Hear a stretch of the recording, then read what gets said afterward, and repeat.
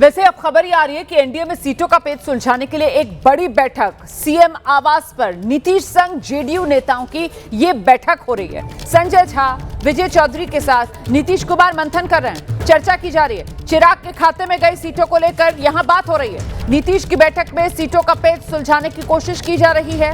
पटना में एमएलसी के घर पर धर्मेंद्र प्रधान भी बैठक कर रहे हैं। वहां विनोद तावड़े, दिलीप जायसवाल संग धर्मेंद्र प्रधान की बैठक चल रही है और 29 में से एक भी सीट कम करने को चिराग पासवान तैयार नहीं है। ये सूत्रों के हवाले से बड़ी खबर आ रही है। किसी सहयोगी के लिए सीट छोड़ने से चिराग पासवान साफ इनकार कर रहे हैं।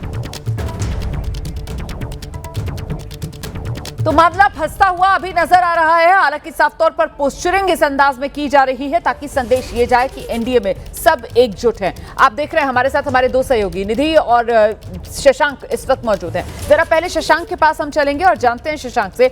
शशांक, एनडीए में सीट बंटवारे को लेकर औपचारिक ऐलान का इंतजार है, लेकिन बिल्कुल वो कट कॉपी पेस्ट वाला जो संदेश है वो एनडीए के अलग अलग दल जो हैं उनके नेताओं की तरफ से सोशल मीडिया पर साझा किया जा रहा है। इसका मतलब क्या है? देखिए, कल भी एनडीए के दलों की तरफ से यह दावा किया जा रहा था कि सब कुछ ऑल इज वेल है और जदयू की तरफ से कल एक्स पर तो पोस्ट भी कर दिया गया था कि शाम में जो है संयुक्त पीसी है एनडीए की। हुआ कुछ नहीं। आज भी जो है वो बातचीत जो है वो चल रही है। एक तरफ धर्मेंद्र प्रधान ने बीजेपी नेताओं के साथ एक बड़ी बैठक की है, तो दूसरी तरफ सीएम आवास में नीतीश जो है वो एक हाई लेवल जो है वो मीटिंग कर रहे हैं। देखिए, जैसे सोनबरसा हो गई या इसके अलावा राजगीर है, मोरवा है, ये सब सीट चिराग को गई है। जदयू इन सीटों को चिराग के पास नहीं छोड़ेगी, यहाँ पर कैंडिडेट देगी। दूसरी तरफ रोजपा रामविलास के सूत्र हमें बता रहे हैं कि 29 सीट मिली है। 29 सीट से एक भी सीट कम चिराग को मंजूर नहीं है, न अपने खाते से वो एक भी सीट किसी सहयोगी दल को देंगे। तो आज क्या सब मामला सुलझ जाता है बातचीत के जरिए, क्या कोई रास्ता निकलता है, क्या आज पीसी कर ऐलान किया जाएगा, ये देखना होगा। लेकिन अभी भी जो है वो बातचीत जो है वो जारी है। तो बातचीत जारी है, लेकिन बड़ा सवाल यही है कि आखिरकार इस बातचीत का हल कब निकलेगा, कैसे निकलेगा, इसी को लेकर सबसे बड़ा सवाल है। और इस पर निधि किस तरीके से मंथन चल रहा है, कैसे ये पेच सुलझाने की कोशिशें की जा रही है, क्योंकि बैठकों का दौर तो चल रहा है। नीतीश कुमार से लेकर धर्मेंद्र प्रधान तक सब अपने अपने नेताओं के साथ बैठकें कर रहे हैं। निधि, बिल्कुल जितना सुलझा हुआ मामला लग रहा था सीट शेयरिंग के बाद कि आसानी से पांचों दल ने अपने अपने सोशल मीडिया पर पोस्ट कर दिया कि हम इतनी इतनी सीटों पर चुनाव लड़ने जा रहे हैं, उसके बाद ज़्यादा मामला उलझ गया है।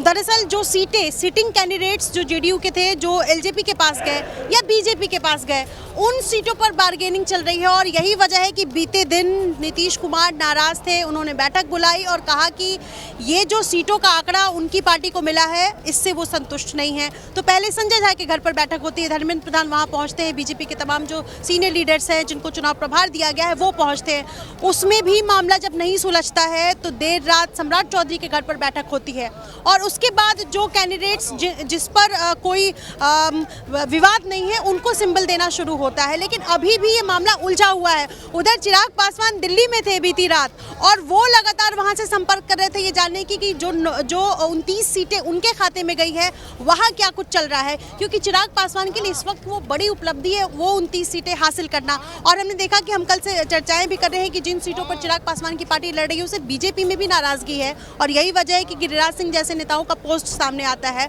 और उसके बाद कई सीटों की अदला बदली होती है, जिसमें रोसड़ा सीट है, इसके अलावा सोनबरसा सीट है जहां रत्नेश हड्डा की टिकट काट दी गई थी, हालांकि उनको बीती रात सिंबल मिल गया है। तो इस तरीके की सीटें हैं जिस पर चर्चाएं आज देर शाम तक चर्चाएं जो है वो पूरी हो जाएंगी और ये संभव है कि टिकट का ऐलान हो। और इन सीटों में जो अदला बदली हुई है उसके बाद क्या चिराग पासवान उसी 29 का फिगर रख पाते हैं आखिर तक, ये देखना होगा, क्योंकि उसमें कई सिटिंग सीटें दोनों ही पार्टी से है, बीजेपी और जेडीयू से। उधर उपेंद्र कुशवाहा जो कि बंद कमरे में बैठक कर रहे थे कल से, आज उनका सोशल मीडिया पर, चूंकि तमाम नेताओं का आया है कि सब कुछ ठीक है, सारे घटक दल जो है वो बिल्कुल सौहार्दपूर्ण तरीके से अब मामला सुलझाने की कोशिश कर रहे हैं। तो उपेंद्र कुशवाहा और जीतन राम मांझी 6-6 लेकर के फिलहाल शांत नजर आ रहे हैं, लेकिन वो जेडीयू जो शुरुआत में एलजेपी और बीजेपी के बीच संयम बनाकर चल रही थी, वो जेडीयू इस वक्त सबसे ज़्यादा आक्रामक नजर आ रही है। और यही वजह है कि जेडीयू और एलजेपी के बीच में जो मामला है वो अभी भी आखिर तक सुलझा नहीं है। और ये उम्मीद की जा रही है कि आज जेडीयू की जो सीटें हैं जिस पर जेडीयू का आपत्ति है, वो आंकड़ा धीरे धीरे जो है वो क्लियर तो मतलब निधि ये माना जाएगा ना कि भाई बिहार के अंदर वो जो एनडीए ने एक सियासी जुड़वा फिल्म रिलीज करने की कोशिश की, वो तो रिलीज से पहले ही फ्लॉप हो गई, और अब ये मान लिया जाएगा कि एक बार फिर एनडीए विधानसभा चुनाव जेडीयू को बड़े भाई की भूमिका में बीजेपी को स्वीकार करना ही होगा। निधि, क्या इसी दिशा में ये चीजें बढ़ रही हैं आगे? बिल्कुल, ये जो बड़े भाई और छोटे भाई की जब हम चर्चा करते हैं, इन पर ज़्यादा नज़रें होती है बीजेपी और जेडीयू की। पहले बड़ा भाई कौन होगा, छोटा भाई कौन होगा, इसको लेकर के खूब चर्चाएं थी। तमाम हमने खबरें भी दिखाई कि क्या ये संभव है कि जेडीयू ज़्यादा सीटों पर चुनाव लड़े, लेकिन जब सीटों का आंकड़ा आया उसमें जुड़वा भाई वाली बात आ गई।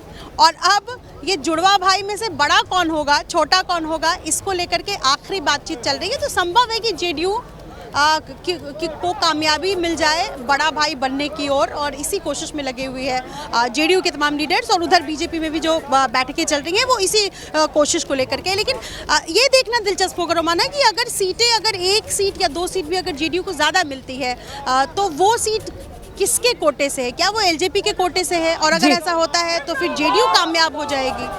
तो इस तरीके की तस्वीर है जिसका इंतजार किया जा रहा है। आप रहिए मेरे साथ, मैं लौटूंगी आपके पास।